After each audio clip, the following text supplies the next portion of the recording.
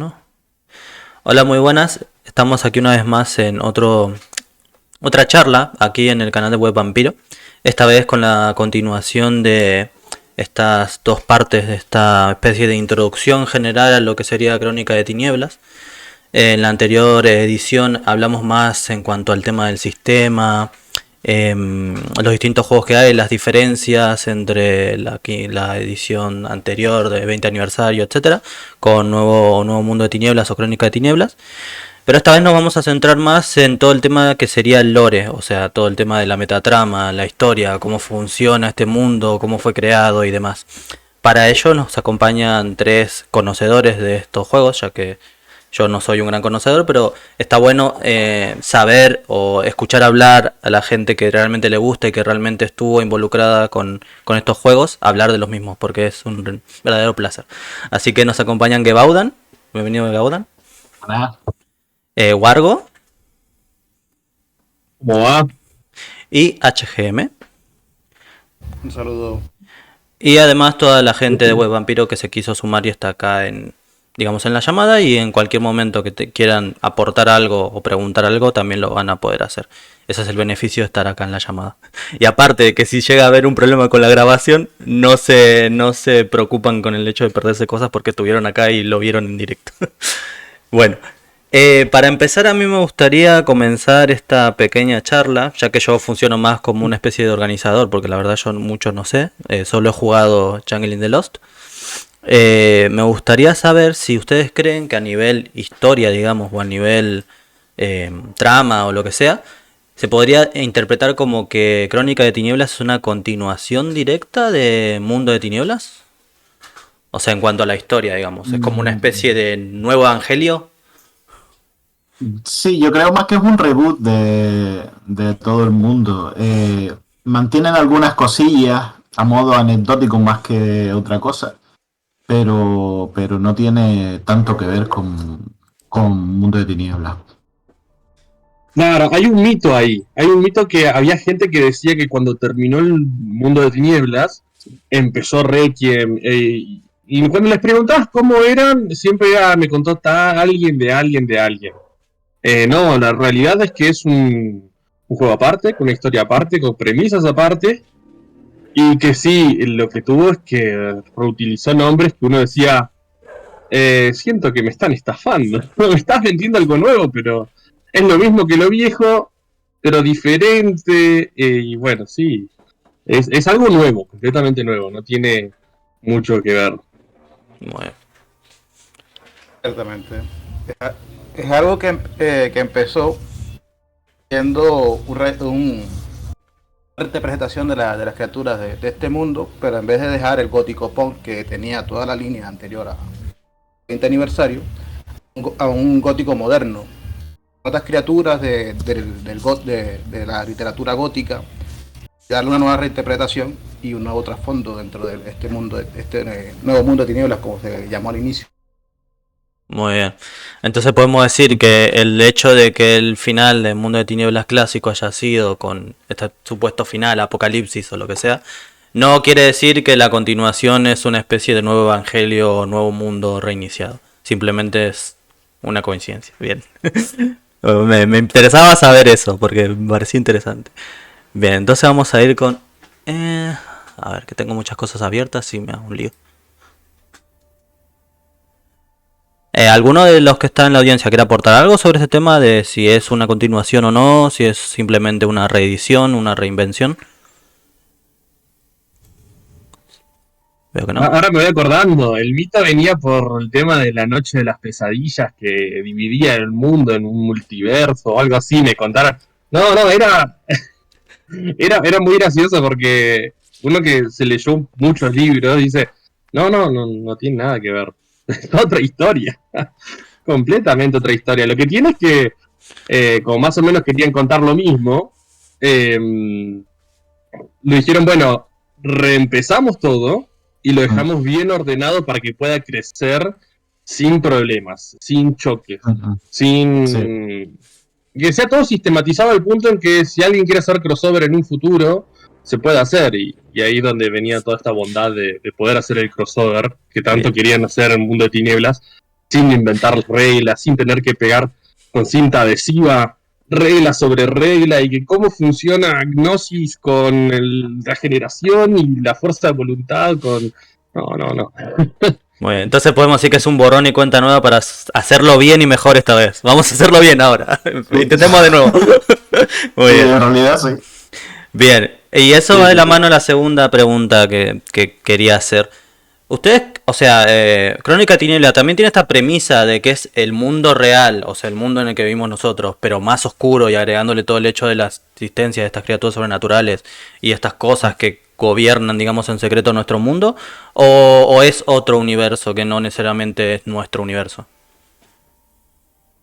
Yo creo que mantiene el espíritu inicial de ser el mundo oculto tras el mundo normal que vivimos, pero aquí le dan, según mi opinión, una vuelta de tuerca más y le añaden más tramas debajo de las tramas y que al final no llegan a trascender al común de los mortales. Y añaden también otra cosa: en el mundo de tinieblas, se supone que las cosas, o así lo entendía yo, están porque el grueso de la gente cree en ellas o de alguna manera despierta a una realidad superna y la intenta cambiar y tal. Aquí es al revés, son los humanos los que están en una mentira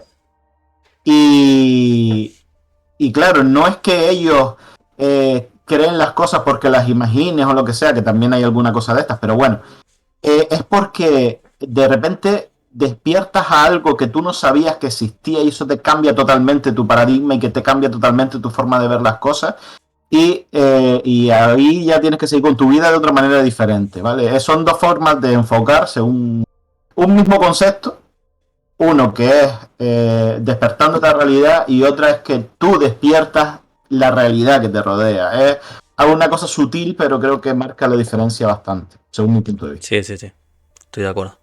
Sí, otra cosa que yo vi, esto ya desde la edición y de la postura que toman los autores a la hora de escribirlo, es que ya no tomaban cosas del mundo y las pegaban y veían cómo inventarle una regla y hacerlo sobrenatural. Ahora no se me ocurre ninguno en particular. Bueno, por ejemplo, cuando agarran a los gitanos y te dicen, estos no son los gitanos reales, pero se llaman gitanos también y hacen todo esto, son los romi. Y bueno, y en el Crónicas de Tinieblas no hacen eso, dicen, no, vamos a inventar algo que no es parte de la realidad. Por ejemplo, en Cazador, la sociedad de Thule era una sociedad que existió, que tuvo muchos simpatizantes nazis, y en Cazador aparecen los lealistas de Thule, que son el legado de la sociedad de Thule, pero que ellos aceptan que, no, mira, nos equivocamos, o sea, el nazismo estaba completamente mal, le erramos, no existe una raza superior, eso ya lo definimos, y somos otra cosa. Entonces, como que tiene cercanías, pero dice, esto no va a ser la sociedad de Thule tal cual es, si es que sigue existiendo como sociedad oculta hoy en día. Esta es otra cosa, es otro aspecto que tuvo su roce con el mundo real, pero el mundo real fue una cuestión de seres humanos, y mantenemos que esa es la realidad. El mundo sobrenatural del mundo de tinieblas es otro, que pudo haber tocado, pero no compuso, no guió a esa sociedad humana en lo que querían. Y eso se ve en muchos aspectos de las diferentes líneas cuando tocan sociedades reales, que en el viejo mundo de tinieblas decían, no, la sociedad real en realidad estaba guiada por un mago, sí, o eran hombres lobos, o qué sé yo.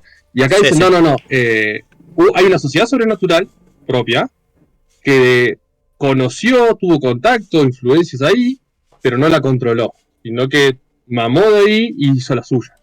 Y muchas cosas que, bueno, que hacen que lo separan y toman facciones que en realidad son ficticias, nunca toman reales.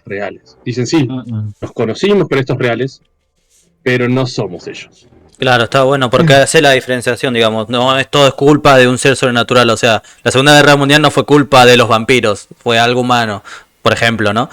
Sí tuvimos injerencia en eso en algún aspecto, pero no somos responsables directamente los seres sobrenaturales. Para no quitarle quizá peso al accionar humano, ¿no? HG. Claro. Efectivamente, todo es el mantenimiento de un status quo de cada ser sobrenatural, idiosincrasia, pero lo que influye es cuando se interviene el factor humano. Cuando un humano toma decisiones, por ejemplo, como pasa en la crónica del contagio, que uno de estos programas de Dios Máquina decide ir a una fábrica extractora y fundar ahí ese brote, y los seres humanos trabajan su día normal, común y corriente, toman su horario, y ninguno de ellos siente ni percibe eso. Entonces, toca venir a agentes externos, personas que ya han despertado de esa realidad, y reconocer qué es lo que verdaderamente está pasando, porque en el mismo pueblo la gente es totalmente ignorante de ello. O sea, creo que ese punto entre mantener el status quo de la humanidad y el status quo de estas criaturas es lo que verdaderamente rompe este paradigma que se tenía de que las criaturas sobrenaturales eran quienes fundaban la sociedad humana. Sí, yo creo que muy pegado a eso está también el hecho de que en el mundo de tinieblas, el ser humano era casi anecdótico, por decirlo de alguna manera. Y en Crónicas de Tinieblas partimos de la base de que se empezó con el Libro Azul jugando con humanos. O sea, yo creo que esa fue también un punto de inflexión que te dice, no, aquí los humanos son importantes. De hecho, para los vampiros los humanos son muy importantes, no es como, según mi punto de vista, todos no son iguales, ¿no? Pero un humano es parte de la fuerza de un vampiro, ¿vale? No es simplemente ganado, es importante para ellos. Y no solo para los vampiros, para los changelings son importantes para mantener su apego con la realidad, para... Alentarse. Claro, para aislarse. Las bestias tienen a humanos héroes como contrapartidas, como sus antítesis, ¿vale? El Prometeo intenta encajar en la sociedad humana. Todos tienen el eje humano dentro de su arquetipo, son importantes para ellos, no es una simple anécdota como en algunos casos podría pasar en el mundo de Niebla. Y me has hecho recordar que cuando tú despiertas como una momia en tu ciclo sotónico, lo primero que quieres buscar es vivir como humano. Es cuando ya los años que tienes activo, que comienzas a recuperar tu magia, que comienzas a darte cuenta de que tú no eres humano, pero aún así quieres mantenerte vivo porque no quieres volver a ese ciclo. O sea, es interesante cómo la naturaleza humana es tan importante para estas criaturas que lo que son para otros seres que han decidido abrazarse como criaturas. Claro, digamos que los Todos los juegos... que tienen Dios Máquina son seres humanos. Ahora, Son seres humanos. ahora vamos a ir al Dios Máquina. Entonces podemos entender que el juego ya de las reglas, digamos que le da cierta importancia a los humanos, como en las anclas o en distintas funciones mecánicas que tienen. Eso se ve un poco reflejado también en B5 con el tema de las piedras de toque que tan famosas son. Pero bueno, yendo al Dios Máquina precisamente. Hablemos de mitos de creación de este mundo. O sea, siempre está el mito, ¿no? En que todas las mitologías de, yo que sé, por ejemplo, el mito científico, por ejemplo, que creo que ya fue descartado, del Big Bang y tal. O que cierto Dios creó todo en un principio y ese tipo de distintas cosas. En el caso de Nuevo Mundo de Tinieblas, ¿cuál es el origen del mundo, digamos, la realidad conocida? ¿O cuáles son? Porque quizás no hay uno solo. Es que ahí está la clave. Eso es también parte de su belleza, creo yo.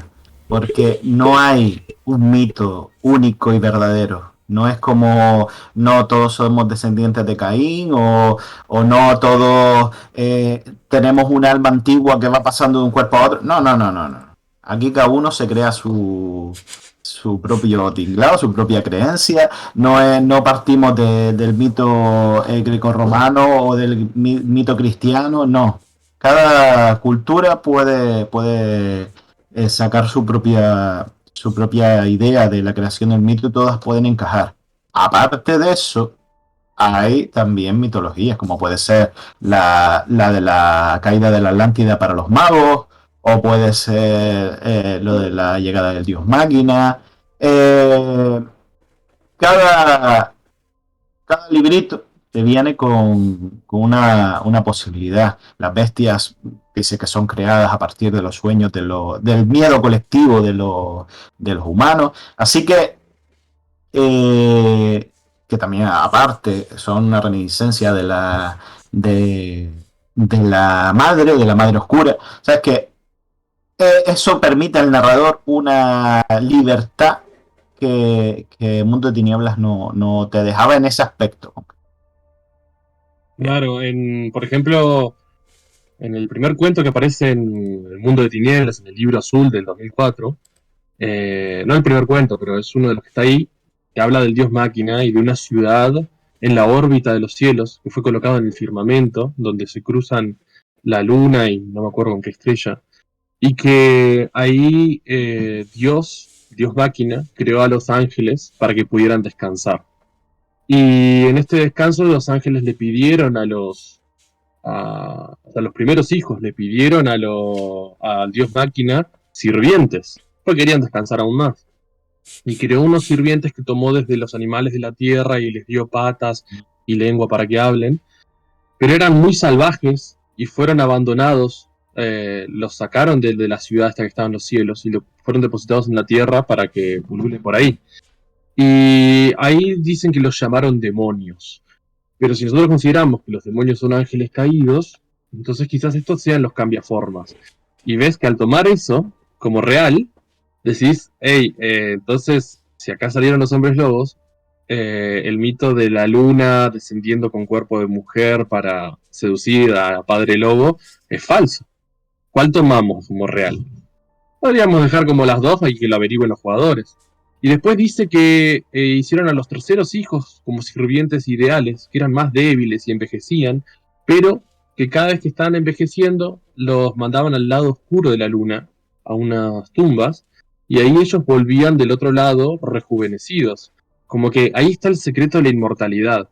El cuento termina con algo relacionado a esto sobre Estados Unidos, con una misión llegando al lado oscuro de la luna, y que los viajes al espacio no terminaron en el último Apolo, creo que Apolo 11 fue, como que en realidad continuaba hasta Apolo 28, pero lo mantuvieron en secreto porque estaban buscando la tumba, que después lo mezclan con un mito maya, es espectacular ese cuento.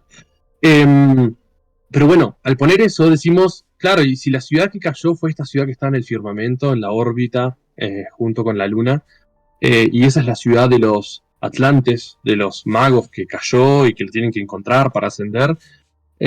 Bueno, rompería con un par de cosas de los mitos de los magos. Entonces, si aceptamos al dios máquina, a los hombres lobos tenemos que sacarle mitos, a los magos les tenemos que decir, bueno, no sacarles, pero decirles son falsos.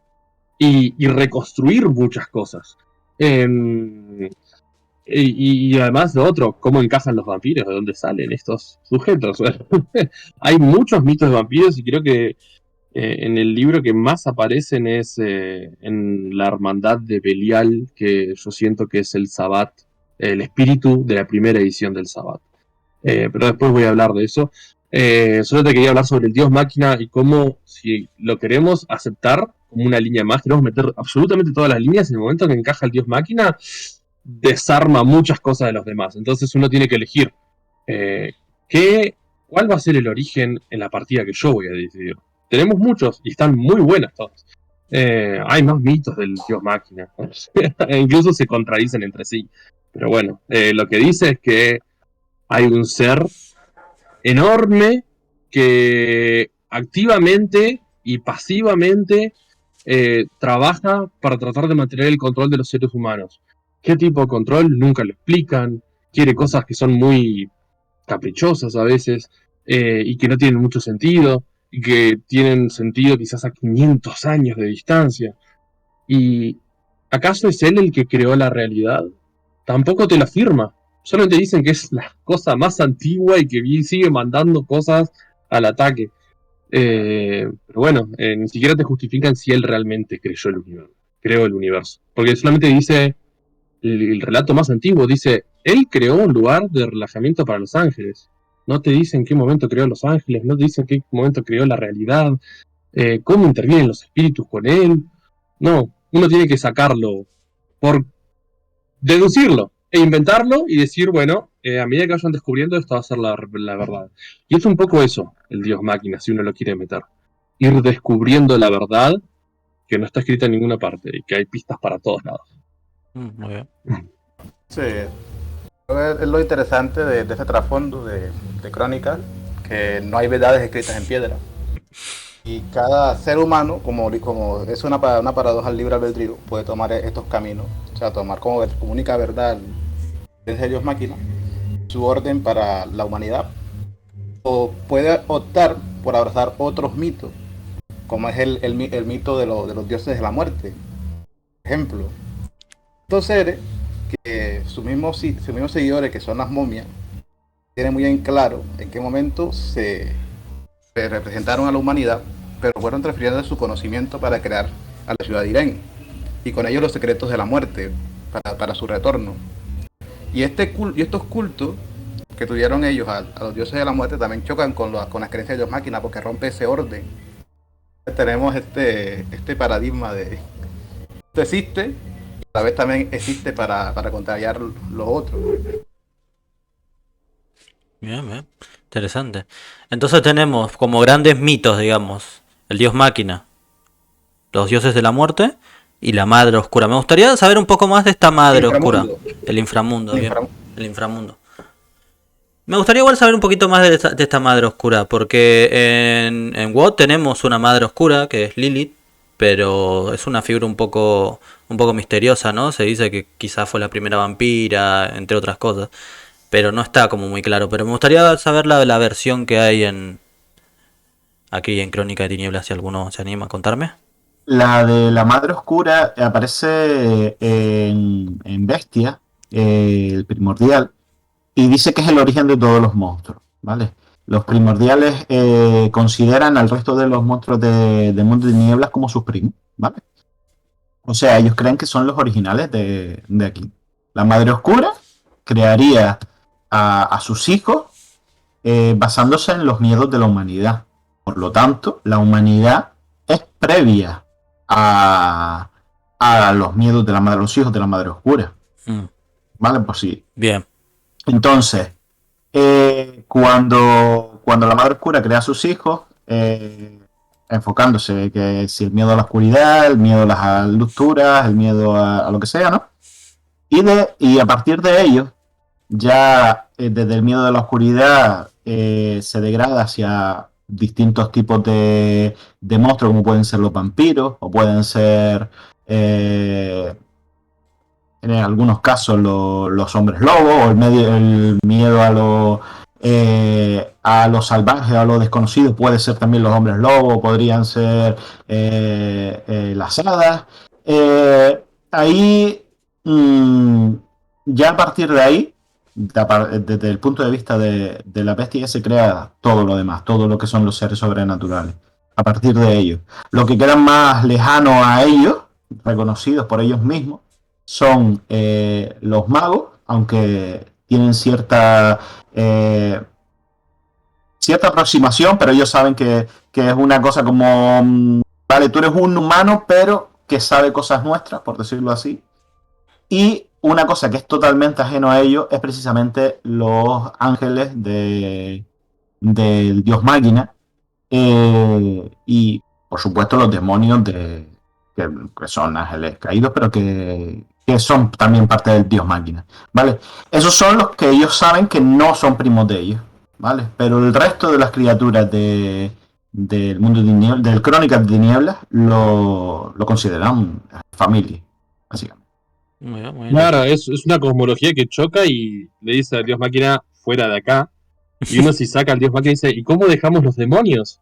Bueno, hay un suplemento llamado Infierno, donde más dirigido a magos y a los mortales y a cualquiera que quiera hacer falsos demonios, y podríamos encajarlo ahí. Reemplazamos los demonios con las criaturas que vienen en el suplemento Infierno y se relacionan directo con Bestia.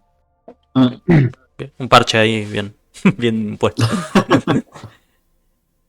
Muy bien, entonces vamos a pasar a lo siguiente, que sería cómo se compone la realidad de Crónica de Tinieblas, porque en WoD conocemos que está, o sea, las tierras de la piel o el mundo terrenal o como quieras llamarlo, luego está la Umbra, y la Umbra se subdivide en un millón de distintos planos, como Arcadia, las tierras de la sombra, los reinos umbrales, la Umbra próxima, etcétera, etcétera, etcétera. Así que yo sé que existe Arcadia también en Crónica de Tinieblas porque jugué una partida con Gebaudan, así que sé que existe y funciona de una forma muy diferente a la que funcionaría el ensueño en Changeling, que es mucho más agresiva, de hecho es un ente que se siente mucho más consciente, a diferencia del ensueño que es más como a una fuerza aleatoria, más similar al Feywild de Dungeons and Dragons, diría yo. Pero bueno, si me quieren contar un Bueno, poquito sobre eso. la cosmología es complicada, pero no tiene que serlo. Nunca tiene que ser. No, hay un video de 8 minutos de un flaco que explica toda la cosmología de Crónicas de Tinieblas. No es complicada para nada, está armada modularmente prácticamente. Es cierto, cada línea mete su cosmología, ¿no? Pero de una manera que engancha, ¿no? Todo sale del mundo real y por lo general el camino hacia otros mundos no hay uno solo. Hay un camino que puede seguir cada ser sobrenatural, el Seto que vos mencionabas para ir a Arcadia, que es súper agresivo. Pero uno se puede perder y aparecer como estaba yendo en cocina y de repente llegué a, no sé, el Éter, que es a través de los sueños. Los sueños del portal absolutamente todos los lugares por haber. Pero bueno, vos mencionaste Umbra, Arcadia, seguramente tenemos el mundo de los muertos. Bueno, acá hay, por lo general, creo que 4 lugares principales. A ver, 1, 2, 3, 4, 5, 6 lugares principales. Nuestro mundo, los reinos supremos de los magos, que ese solamente se puede acceder a través de los sueños prácticamente. Y después están los reinos astrales. Eso como decir mago. Después está el mundo espiritual, el reflejo del mundo real, que es para el lado de hombres lobos. Y tenemos, por otro lado, Arcadia y Seto, ¿no? Y después tenemos a través del plano astral que nos puede llevar hacia tanto a los reinos astrales como al sueño primordial y a cualquier parte. Y son eso nomás. Y medio que muchas de las líneas se cruzan ahí. Los magos pueden llegar a Arcadia prácticamente. Que no sé si. Creo que es el mismo lugar para los magos y para las hadas, ¿o no? Gebaudan sabrá. Podría serlo, no lo deja del todo claro, de hecho lo llaman diferente, pero yo sí considero que es el mismo sitio. De hecho, cuando tú alcanzas la iluminación, alcanzas la visión de mago, tienes que irte a una de las atalayas que cada una está en un reino diferente. El reino de... En el caso, hay uno en Arcadia y hay otro en el mundo de los muertos, otro en Claro. el mundo de la... O sea, son 5 puntos, 5 atalayas a los que pueden llegar los magos. Dime, perdón. Sí, esos 5 son el reino primigenio, lo salvaje, para lo que es vida y no me acuerdo cuál otro más iba con. Sí. Arcadia, que tiene que ver con los destinos. Mente y tiempo, si no recuerdo mal. Mente y tiempo. No, y... claro, ¿no? destino se llama, porque es el forjador de destinos. Uno puede darle un destino heroico a una persona y esa persona, si no se desvía de su destino, va a ser un héroe, pero si se desvía, va a caer en la tragedia, el destino de todo. Después está el Pandemonio, que es como la tierra de los demonios. El Estigia, que es ese reino de los muertos, donde está el barbero. Y el Éter, que el Éter es una tormenta constante. Esto lo cambiaron de primera edición. En primera edición eran los campos elíseos donde hay ángeles. Pero con el llegar del dios máquina y cada vez decir, che, el dios máquina está mejor que Dios. Bueno, va a ser una tormenta. El reino del éter es una tormenta en donde hay una torre casi infinita, es como una aguja cósmica en medio de toda esa torre, de esa tormenta, y es la atalaya de los magos esa. Que parece que para llegar hay que llegar volando, no hay otra. Esos son los reinos supremos de los magos. Pero bueno, después están los reinos astrales que son... no me acuerdo para qué línea era exactamente. Que era, Los magos entran también por ahí. Eran también entre los... Sí, Omeros y Anima Mundi. Y Anima Mundi, exacto. Ellos entran también por ahí. Pero el caso es que de alguna manera está todo conectado. Aquí, por ejemplo, en el mundo de... En el libro de Mago te dice que los reinos supernos bueno, los que acabas de nombrar, el éter, el pandemonio, la naturaleza primordial, Estigia y Arcadia, están separados del mundo mortal por el abismo. Y que claro, los magos se pueden perder en el abismo y y los cogen los demonios del abismo para que guiarlos. El abismo, de hecho, es vivo y es lo que arroja la paradoja. La paradoja no es la realidad resistiéndose como en Mago de la Ascensión, sino Exacto. que es el abismo, viendo cómo vos canalizás magia desde un reino hasta el plano material y el abismo dice en el medio, yo quiero ir también. Y se mete en tu juro. Y es el abismo abriéndose paso, la paradoja. Sí. Está bueno la resistencia. Entonces están más o menos en el mismo lugar, pero no. No es como en Mundo de Tinieblas clásico, que está todo en la umbra, digamos, pero está como subdividido en distintos planos. Sino que acá está todo en el mismo lugar también. ¿No? ¿O no? Aquí, para ir a todos estos lugares hay que ir a través de puertas.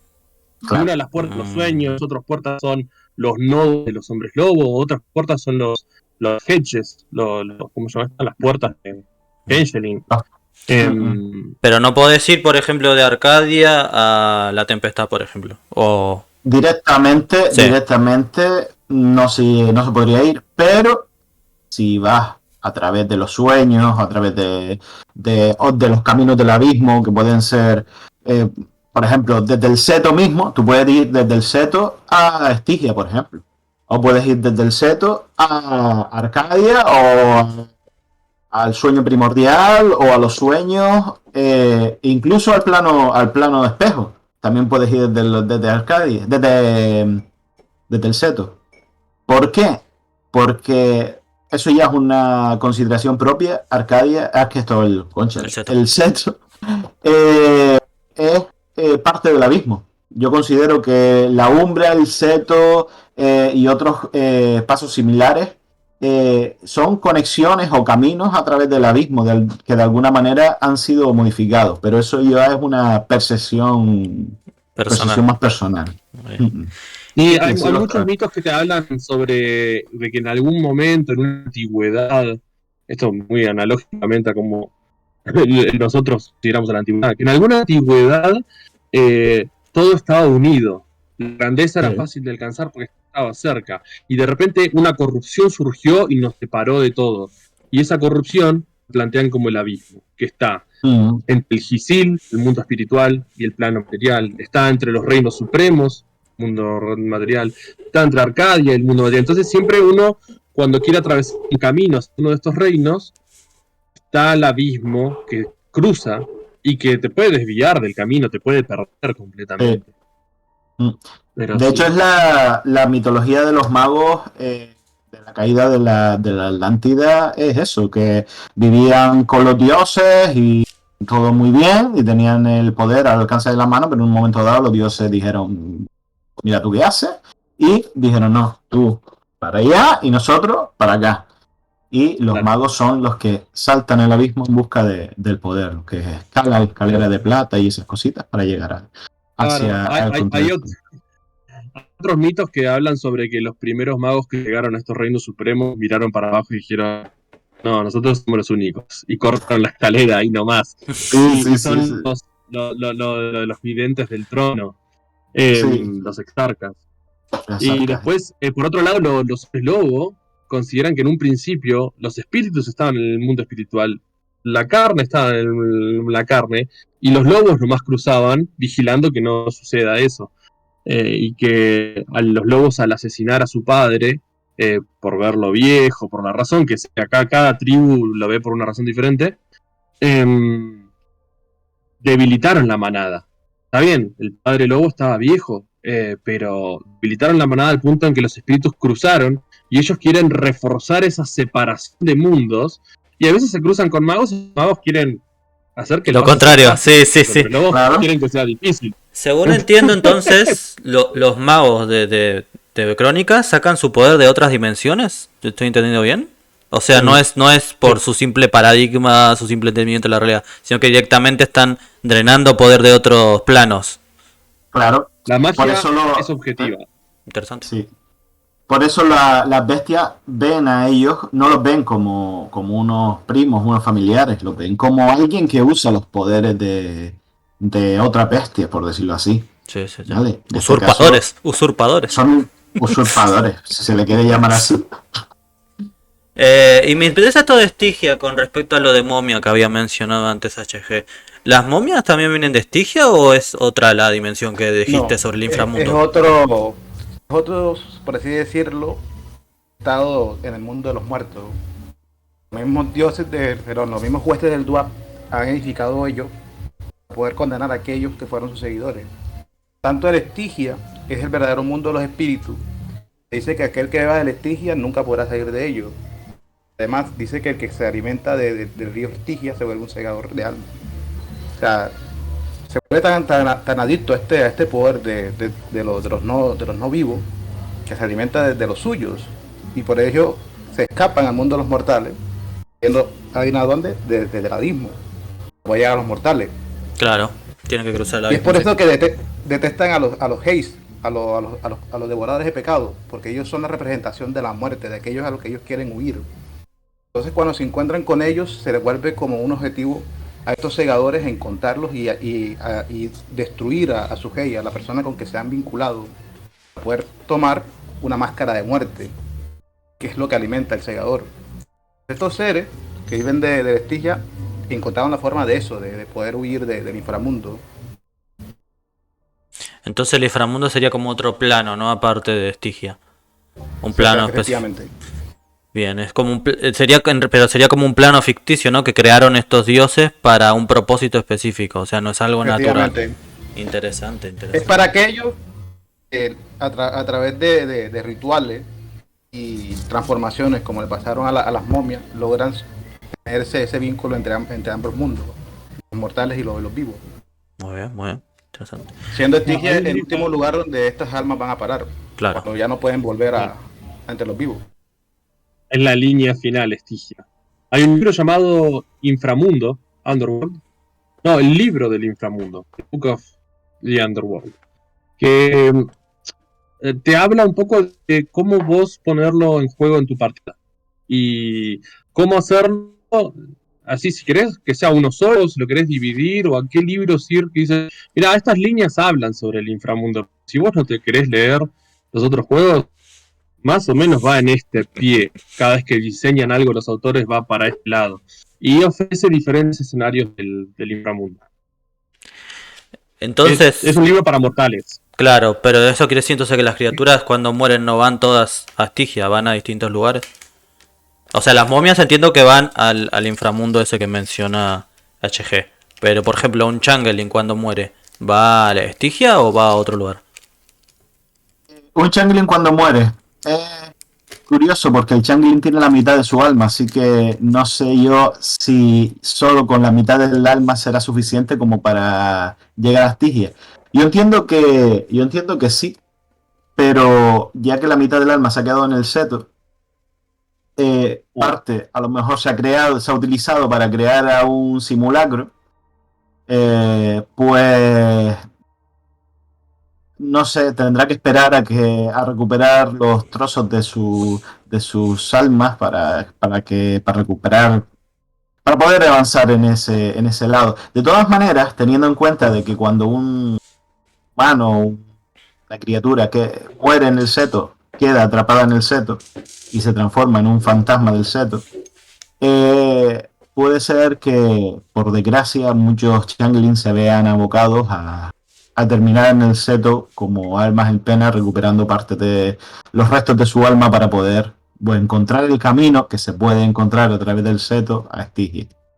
F, ¿eh? Una Interesante. cosa que ahora me acuerdo sobre esto, es cierto que Stygia es el punto final, y las momias tienen un lugar antes para poder regresar, porque si llegan a Stygia, los únicos que regresan de Stygia son los magos. Envidia para todos. Pero, Los segadores y bueno, y los Reaper. y los Los Haze. segadores, exactamente. Y los Haze. Y otro que vi hablar sobre el inframundo es el libro de Clan Meket. Que ellos, el Clan Meket, tienen un abrazo post-mortem.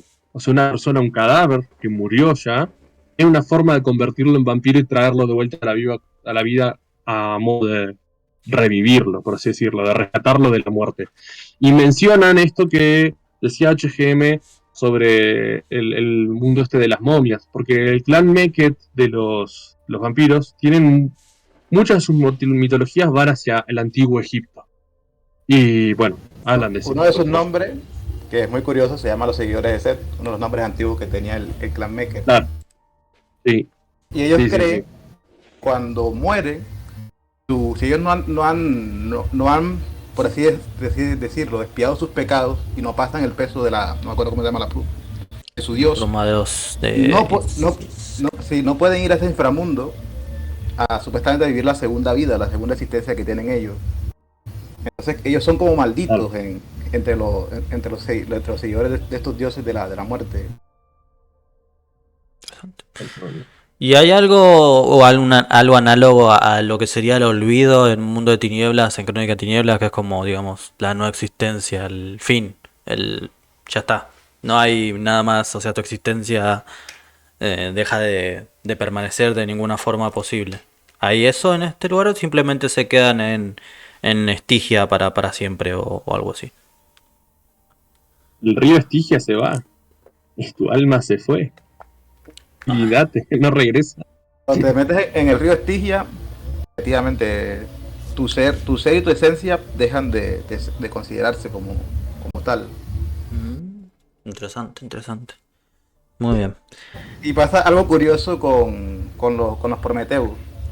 Prometeus, cuando se destruyen, no van a ningún lado.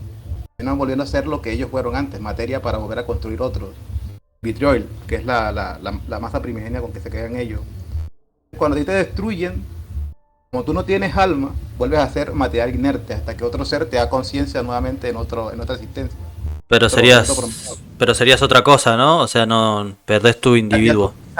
Tu ser, como tú exististe, ya no va a existir en ningún plano. O sea, te vuelves nada absoluta. O sea, creo que esa es la peor condena que pueda tener un ser existente en este mundo. F, ¿eh? Muy bien. Una cosa sobre Estigia. El reino de Estigia no es solamente el río, son las costas, donde hay una moneda, creo que es de cobre gigante o de plomo, no me acuerdo de qué era. Entonces uno cuando llega al reino de Estigia no está en el río, ya no se perdió, sino que está, el mago llega ahí y el mago puede hacer cosas, se anota en la atalaya, saca almas de ahí adentro, ve cómo se escapan otros. Pero esto que decíamos de que una vez que el río se llevó tu alma y se la llevó. Interesante, interesante. Bien, ahora me gustaría pasar a... Creo que ya lo hablamos un poquito, pero esto de los dioses de los que hablamos, pero ya los tocamos bastante. Entonces vamos a hablar más o menos un poquito, si saben un poquito, de cada criatura de estas principales, como los vampiros, los Deviant, por ejemplo, que yo no entiendo muy bien qué son, los Geist o incluso los hombres lobo.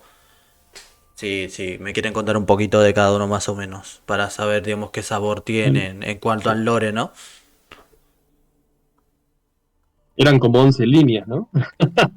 Sí, más o menos. ¿Qué haces? 5 minutos cada una y completamos una hora. Sí. Bueno, entonces vamos a tocar las nuevas, digamos, por las que sean menos entendibles con su simple nombre, como por ejemplo Debian, que yo la verdad no sabría qué son. momia ya podríamos entender que son. Gays también, demonio lo mismo, ya más o menos lo hablamos de que son estos ángeles del dios máquina. Bestia también lo más o menos lo aclaramos. Prometeo, bueno, también. Mago ya también se da por entendido. Changeling ya lo hablamos. Yo creo que sí, más que nada Debian, que no entiendo muy bien qué sería un Debian. Pues es tan fácil como un humano que ha sido modificado por medio de la tecnología, utilizando bueno, la tecnología y otras herramientas, utilizando los seres sobrenaturales que haya por allí para meterle cositas. O sea, Una te puedes quimera. encontrar, sí, como una quimera, podemos decir. De todas maneras, hay un montón de tipos de Debian, pero básicamente es eso, un humano que ha sido modificado, que ha sido alterado, ¿vale? Por medios tecnológicos. Interesante, interesante, Es, interesante. es la línea donde tenemos que meter todas las demás criaturas de terror que no enganchen en una sociedad. No sé Claro, sí. si. Yo no lo leí, pero por como me lo contó un amigo, podría entrar el cuervo también. Por ejemplo, la película del cuervo, la 3 que. O en todas las películas del cuervo, siempre lo asesinan y él regresa como un alma vengativa a tratar de cumplir con su venganza. Imagino que eso podría llegar a ser. Yo no voy a hablar mucho de esto porque no lo leí en reglas como para decir, bueno, esto se coloca en este lugar, pero sé que encajan todos los seres que faltan de terror que uno podría crear. Creo que Aunque, uno de los mejores ejemplos que podrías encontrar de un Debian se relaciona bastante con el libro de Horlocker, estos seres que tienen superpoderes, pero a diferencia, los renegados fueron personas que tuvieron vidas normales, hasta que alguien con rostro humano, o sea, una persona que se creía Dios, se creía un progenitor, decidió modificar a este ser, otorgándole capacidades especiales.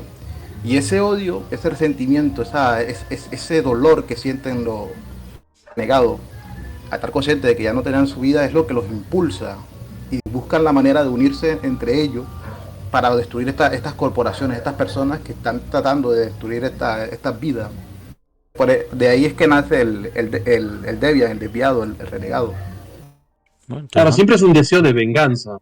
Sí. Como la película Darkman de Liam Neeson, que también lo explotan al tipo, vuela a un río, regresa como un ser diferente, modificado, pero muy motivado por la venganza. O sea, algo que recalcan ahí es que puede ser que te hayan modificado de forma científica, puede ser que hayan habido rituales. Algo pasó, te modificaron y lo que te motiva es la venganza para regresar. si alguien ¿Qué? echaba de menos, si alguien echaba de menos Pentex en todo esto, pues los Sí, podemos meter aquí tranquilamente Sí. y son Fomoris cabreados que quieren ir contra Pentex. suena, Y Lo podemos mirar ahí. suena parecido de así. hecho, lo que pone en riesgo estos seres es que su alma se agrieta y cuando estas almas se comienzan a agrietar, comienzan a degenerarse, a convertirse en otras cosas. Ya no son, o sea, entre más sucumbes a este odio, este deseo de venganza, tu alma se va desviando, va perdiendo esa esencia que tenía al principio. Interesante, interesante. Bueno, entonces, ya que hablamos de Pentex, vamos a hablar de algunas organizaciones o sociedades que ustedes creen que son relevantes para la trama, para lo que es la metatrama o este universo de Crónica de Tinieblas que ustedes crean que son dignas de mención.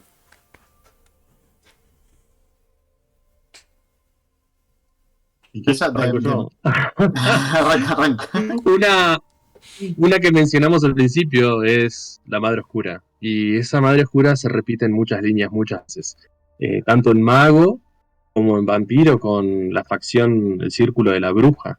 Porque no tienen bien claro quién es la bruja, quién es la madre. Porque ellos en segunda edición se consideran el ejército de la madre. Y ellos ya están tirándose la Madre Oscura, la Madre de los Monstruos. Al punto en que cuando uno pifia un ritual, o tiene un crítico en un ritual de la sangre, a veces llama a otros seres relacionados con esto, como son las estirges. Por ejemplo, uno hace un ritual de llamado para invocar a un vampiro, saca un crítico y además de llegar el vampiro corriendo, vienen los búhos y eso sale siempre muy mal. Pero además cruzan en otros libros de mago, te dicen, che, esto puede llegar a relacionarse con la hechicería de la sangre de los vampiros que siguen que están en el círculo de la bruja. Entonces, hay algo que está detrás, está escrito en las reglas, no está escrito en la trama, no te explica por qué la hechicería de la sangre se cruza con otras hechicerías de sangre, pero te lo dejan para que vos rellenes los vacíos. Se lo dejan picando. ¿Geb? Y después hay un montón de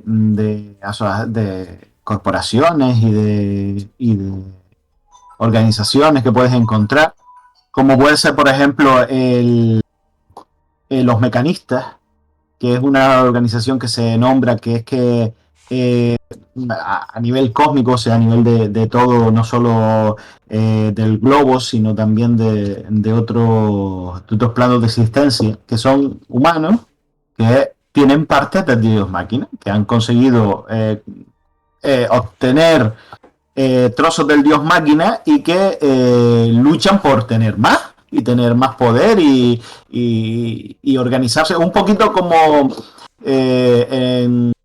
en Avengers, cuando la organización esta que se dedicaba a recopilar en Spider-Man 2 todos en el 2 o en el 1, no, en el 1, todas las cositas que traían los extraterrestres y se lo llevaban para estudiar las movidas de estas, pues eso serían los Mecanistas, ¿no? Después, en otro nivel, a nivel más global, están los Gnomos de Zurich también, que es creada por un mago que controla parte de la economía mundial, que decide cuándo cae el mercado, cuándo no cae, cuándo tienen que subir las criptomonedas y cuándo no. Pues serían esta gente. Y después hay un montón. De hecho, te pone algunos ejemplos como estos, y también hay organizaciones más chiquititas, como más locales, como puede ser el Culto de la Rueda, que también tiene que ver con el Dios Máquina, o la Marea Negra, que creen que la Atlántida está oculta en el Triángulo de las Bermudas y tal. Lo bueno es eso, que te da ejemplos para que tú después montes tu propia campaña, pero por ejemplo eso te deja los gnomos y los mecanistas son unas que abarcan todo el planeta y pueden dar juego en algún momento. Por el otro lado, en Vampiro también te puedes encontrar a Seven, que en cualquier lado lo puedes meter y a lo mejor no tiene nada que ver, pero ya tienes míralo ahí. Ya tienes O7, ya tienes a los vampiros con los pelos erizados. ¿Qué son? ¿Son como la camarilla? Explícalo, porfa, Wargo, Es más, el libro. Sí, es más parecido a lo que quisieron hacer con el Inconu. Es Claro. una conspiración, no se sabe quiénes son. O sea, a menos que leas en este libro y ahí vas a empezar a ver opciones de quiénes pueden ser. Pero te dicen, la premisa es esta. El sheriff de la ciudad asesinó a la primogénita Daeva, por así decirlo, una ciudad Invictus, ¿no? Uh-huh. Con su sangre y sus cenizas dejó escrito un 7 y luego se suicidó.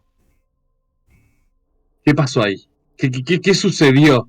¿Era el sheriff un agente dormido de estos tipos? Cuando aparece el 7, lo único que se sabe es que queda escrito el 7, pero mueren vampiros. Pero mueren muchos vampiros. O por ahí son asesinatos muy quirúrgicos, donde hay una traición tan grande que uno dice, no entiendo en qué momento, por qué lo hizo. Es una conspiración muy oculta. Es como la verdadera mano negra en Vampiro Mascarada. Más o menos cruzado con el Inconu, porque realmente no se sabe de dónde vienen. Hasta hay un mito de que en realidad no es un 7, sino que son 2 flechas y el número 5 romano, porque vienen incluso desde la camarilla en Roma, antes de que caiga la camarilla. Bueno, es el misterio cuando vos necesitas como director decir, bueno, tengo que poner algo que no sepan qué es. Lees este libro, tenés 5 opciones de qué puedes poner para asustar a los vampiros en serio. Muy bien. Otra criatura o sociedad que perturba a las criaturas de Crónica de Tinieblas son los amortales. Son seres humanos que han buscado la forma de alargar su vida depredando estas criaturas del mundo de tiniebla, ya sea robando las reliquias a las momias, alimentándose de la mitad de un vástago y encontrar la forma de emular sus poderes, siendo un poco más radicales, alimentándose de un espíritu venido de Estigia o devorando a un dios sotónico, que es el que le llaman ellos en el mundo de estas criaturas. Y me parece que no hay mayor miedo que lo que es capaz de hacer un ser humano desesperado por no morir. Estos seres también aparecen en el suplemento de Inmortales de Crónicas de Tinieblas, siendo también, no siendo personajes jugables, sino adversarios. Claro, como un mortal se vuelve inmortal sin Sí. tener que convertirse en vampiro. No, yo me alimento de vampiros. Los vampiros son mi desayuno. Las momias son mi desayuno. Los espíritus son mi desayuno. ¿Entendés? Eso es muy heavy. Interesante. Perdón, recién mencionamos el 7, que era como la verdadera mano negra. Ujú. Esta conspiración detrás que busca asesinar vampiros específicamente. Y por otro lado está la Hermandad de Belial. Y la Hermandad de Belial, en ambos libros, primera y segunda edición de Vampiro Requiem, está pobremente escrita. En este libro tiene todo el sentido del mundo. O sea, y ofrecen muchos mitos. Uno de los cuentos, no sé si el inicial o uno del medio, es una vampiresa que está entrevistando gente que quiere saber cuál es el origen de los vampiros. Y le van dando un origen diferente y siempre coinciden en que hay un ser que se transmite por la sangre de vampiros, que puede ser un demonio, puede ser la bestia, o, bueno, Belial, somos Legión, uno de los tantos nombres de Lucifer. Entonces, en esto lo que hacen es que, yo digo siempre, esto recupera la esencia del Sabbat de la primera edición de Vampiro la Mascarada. Porque no somos políticos, no somos religiosos, no tenemos un fervor que nos une, no. Todos escuchamos una voz adentro de nuestra cabeza que nos dice qué hacer. Y eso nos conflictúa. Y nos dice que vayamos a un lugar. Entonces cuando vamos a ese lugar nos encontramos con más gente que escuchó la misma voz que nos habló. Todos tratamos de saber quién nos está hablando. Somos vampiros, nos está hablando alguien a través de nuestra sangre. No es que hacen un culto, pero sí esa voz les pide hacer cosas. Entonces, es como el Sabbat, se reúnen, tienen ciertos rituales, como vemos acá en la tapa del libro, juegan con fuego, con lo que destruye a los vampiros, como hacían el Sabbat. Siempre hicieron el Sabbat, pero en un principio era, los vampiros son aristócratas y hay vampiros al lado de un tacho de fuego saltando encima y no se queman y son muy duros y no tienen cabeza o no escuchan la razón. Claro, estos no escuchan la razón, escuchan una voz. Juegan con fuego porque la voz les da poder. Entonces está bastante piola como está puesto, en mi opinión, y que yo lo suelo usar. Estas dos organizaciones las suelo usar cuando dirijo Vampiro la Mascarada, porque por más que me gusten muy Crónicas de Tinieblas, también me gusta Vampiro la Mascarada. No voy a mentirles, chicos. Dirijo todo. Está bien. Pero hay que es darlo cierto todo. que Crónicas de Tinieblas hizo que hayan cosas que yo diga, no, sí voy a dirigir Vampiro la Mascarada, pero acá está el Sabbat. Este es mi Sabbat. Muy bien. Exactamente. Me parece completamente legítimo. El primer cuento de la Hermandad de Belial es un tipo que va a un bar a las afueras de la ciudad. Él va de camisa, de los zapatos del trabajo, se convirtió en vampiro hace muy poco. Y cuando llega a la barra dice, no, sí, no sé cómo decirte esto, pero ¿vos lo escuchaste esto? Y la chica de la barra lo queda mirando y dice, la respuesta que buscas está en esa puerta abajo de las escaleras. Lo que sí, ¿vos viniste por voluntad propia o te mandó alguien? No, obvio, por voluntad propia. Yo te lo digo por vos, si querés pasar de todas formas, pero tenés que haber venido por voluntad propia.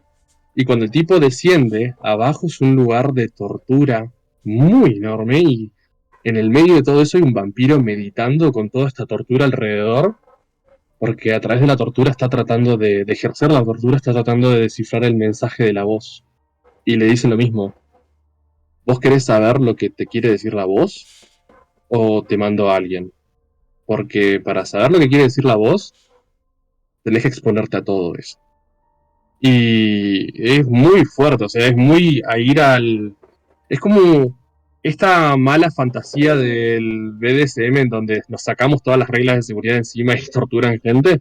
Es esa mala fantasía, pero ¿qué pasa? Los vampiros resisten el daño de una manera superior a los seres humanos. Entonces quizás el BDSM de ellos, o en este caso, este tipo de la búsqueda de la voz de Belial, es un poco más extrema. Interesante. Bueno, entonces vamos a pasar a dos preguntas que nos dejaron en el video anterior, que son preguntas dirigidas directamente a ustedes, que son, en primer lugar, ¿cuál es su juego de Crónica de Tinieblas favorito? Que ya me voy adivinando más o menos, con lo que hablamos me parece que ya se sabe de cada uno. Y por último, que cuenten alguna escena que jugaron, o sea, que tuvieron jugando Crónica de Tinieblas, algún juego de Crónica de Tinieblas, que no podrían haber tenido jugando Mascarada o cualquier otro juego de WoW. Vamos a empezar por Gebaudan. Yo por mi parte, está claro, es Changeling, de los mi preferido. Pero debo admitir también que jugar con humanos también es súper gratificante porque le puedes dar el punto de la llamada de Yulu, de meterle el miedito, de jugar con lo desconocido y todo eso, ¿no? O sea que... Pero a mí me quedo con Changeling, pero de cabeza. Muy bien. ¿Y alguna escena que nos quieras contar que tuviste, ya sea en Changeling o en otro juego de Crónica de Tinieblas, que crees que no podrías haber tenido en WoW? Yo jugué una partida de iniciación jugando con niños que terminaron convirtiéndose después en Changeling, que eso no lo podría haber hecho en el Mundo de Tinieblas, por ejemplo. Y la forma también de Changeling de jugar con los sueños, de modificarlos, de modificar el seto y de eso en el ensueño, en Changeling en el sueño, no se puede hacer de la misma manera, ¿no? La libertad, en este caso, que le puede dar a un jugador o un narrador para hacer cierto tipo de historia, te tendrías que sacar de la manga reglas caseras que aquí ya te las ofrecen. Muy bien, muy bien. ¿Wargo? Bueno, hay, hay escenas que quizás sí se pueden hacer, pero una herramienta que usé, que es cierto que usé y me gustó mucho cuando la hice, fue que dirigí una partida a un grupo de amigos que también son narradores. Sé que son world builders, les gusta crear el mundo. Entonces usamos una regla que se llama Trepando la escalera, de Vampire el Requiem segunda edición. Está como en la página 270 y algo. Y que te dice, bueno, la historia de tu vampiro, en 10 pasos. ¿Queremos crear vampiros antiguos? Llegamos hasta el paso número 10, hasta el escalón 10. Si queremos que sean neonatos, lleguemos hasta el 6 nomás. Y en eso, cada uno iba escribiendo sobre cómo su personaje fue su historia hasta que llegó su historia trágica, porque son 6 pasos trágicos hasta que llegas a ser un vampiro y estás ahí nomás. Y los primeros 3 pasos son como mortal. La primera pregunta te dice, es como decirte exceso de equipaje. ¿Tenías tu vida normal? ¿Tenés una caída pero enorme? O sea, tu empresa cayó en bancarrota, vos ibas con deudas, ibas a ir preso, o estafaste a la pandilla equivocada de la ciudad y te van a matar. Y tuviste que soltar a alguien. Abandonaste a alguien y esa persona juntó los platos rotos. ¿Quién es? Ok, ¿te anotás? Y anotás, lo abandoné. El siguiente es, buscando respuestas así, alguien te ofreció la oportunidad de volverte a levantar. Te vendió humo, pero era el humo que vos necesitabas en ese momento. ¿Quién te engañó? ¿Por qué? Tal persona me engañó. Y ahí ya vamos 2 NPCs por cada jugador, eran 3 jugadores. 6 NPCs. La siguiente, bueno, al final alguien sí te contó la verdad. O sea, esa persona te ayudó sin contarte mentiras. Ni siquiera te contó mentiras. Te ayudó y empezó a protegerte y empezó a protegerte. ¿Quién es? Y quizás él sí sea sobrenatural. Y después viene tu creador, en el cuarto paso. Después viene tu primer accidente. Todos rompen la mascarada. No sabes bien cómo es tomar sangre y mataste a alguien sin querer o con tu fuerza sobrenatural o con algo hiciste que... Bueno, hay alguien que quedó en coma o paralítico de por vida y hay alguien que busca venganza por eso contra vos y sabe que vos existís y que sos un vampiro, pero nadie le cree, y es ese cazador que tienes atrás tuyo, es una brecha tuya en la mascarada. Y después tenés, bueno, ¿quién es tu mentor? Porque claramente tu Sir es un sorete, o no sabe hacer bien su trabajo. Encontraste a alguien a quien seguir, o sea, yo quiero ser como este vampiro cuando sea grande. Y uno va siguiendo los pasos y va creando penejotas, penejotas, penejotas, penejotas. Es una regla que trae Vampiro el Requiem, que está bastante buena.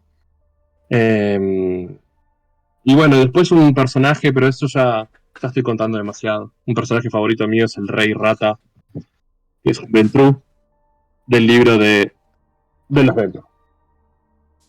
Pero bueno, tiene una escena que uno si quiere ir a leerla, es un personaje que les recomiendo leerlo. Lo meten en Vampiro la Mascarada, perfecto, espectacular. Lo he usado muchas veces ese personaje. Entonces tu línea favorita es vampiro, entiendo, ¿no? Muy bien. Ya, no es que mi línea favorita sea Vampiro. Te mostré que me gusta Vampiro la Mascarada, me gusta Vampiro el Requiem. Y últimamente estoy cazando vampiros. La gente lo conoce muy bien. Así que sí, me encantan los vampiros en general. No solo vampiros. A mí también. Bien, entonces HG, ¿vos cuál sería tu línea favorita? Y si puedes contarnos alguna escena. Creo que he sido muy obvio. Obviamente Momia la Maldición. Me gusta Momia la Maldición no por el hecho de que tú seas una momia y seas inmortal, sino por esa pregunta que siempre me hago yo: ¿qué serás tú? Alguna vez pierdes tu pasado y no tienes precedentes para tu futuro. ¿Qué haces de ti de ahora en adelante si no sabes quién eras o quién eras en verdad en este presente? Y creo que la escena que mejor me ha gustado y que me ha marcado bastante es esa escena donde una momia llega a su tumba, toma uno de sus tantos adornos que tiene en esa tumba, que tanto se ha esmerado por tener completa durante todos esos ciclos de existencia que ha tenido, toca una estatuilla y lo primero que recuerda es un paseo a las afueras de la ciudad de Irene con su amado y una promesa. Y él le dice: cuando yo retorne te encontraré y juntos volveremos a estar de nuevo. Y es ver a esa persona en el presente con una lágrima en sus ojos sosteniendo esa estatuilla. Creo que no hay escena más gratificante que un jugador sienta esa emoción, ese anhelo de tomar quien era. Creo que por eso Momia se lleva mi corazón. La segunda línea es obviamente Prometeo de Créate, que es esa búsqueda de ser algo que los seres humanos algunas veces rechazan, otros quieren abrazar a como el lugar hasta que se acabe, se extinga. Es eso, ser humano. ¿Qué es lo que te hace humano? ¿Qué es lo que persigues viviendo una vida? ¿Y por qué anhelas tanto seguir viviendo? Esas son mis dos líneas favoritas en Crónica de Tinieblas. Bueno, A mí se me recordó mucho la escena que acabas de describir de Momia a los iconos en Changeling. Es prácticamente lo mismo. sí. Que es una parte de tu alma que dejas en el seto y cuando la recuperas con ella parte de tus recuerdos. ¿Sí? Y es la misma. Es un símil muy idéntico, muy similar. Me Muy parece bien. mucho en Crónicas de Tiniebla en diferentes juegos eso, porque la Sí, temática en sí. general es, somos humanos, o sea, somos monstruos, pero todos tenemos la mitad nuestra, es humana. Mm. En Vampiro el Requiem podés designar que una piedra de toque tuya sea un parque o una vista al río, que es la misma, fue intacta desde 1700 y pico que vos te convirtieron, y cuidás de ese parque para que no cambie, para que ninguna inmobiliaria ponga un edificio o pongan un local de hot dog o lo que sea, porque ese lugar es parte de tu alma y lo necesitas ahí. Sí, sí. Y Me en, gusta y eso. en Changeling también, los tiene. También están las piedras de toque o las piedras angulares, como se llaman, es lo mismo también. Así Sí, sí. que eso es lo que facilita después a la hora del narrador de poder jugar con varias líneas, porque al final tienen muchos puntos en común. Pensé que ibas a decir, le facilita al narrador torturar a los jugadores con las cosas que les importan a su personaje. También. A los que les gusta darle salseo, claro que sí.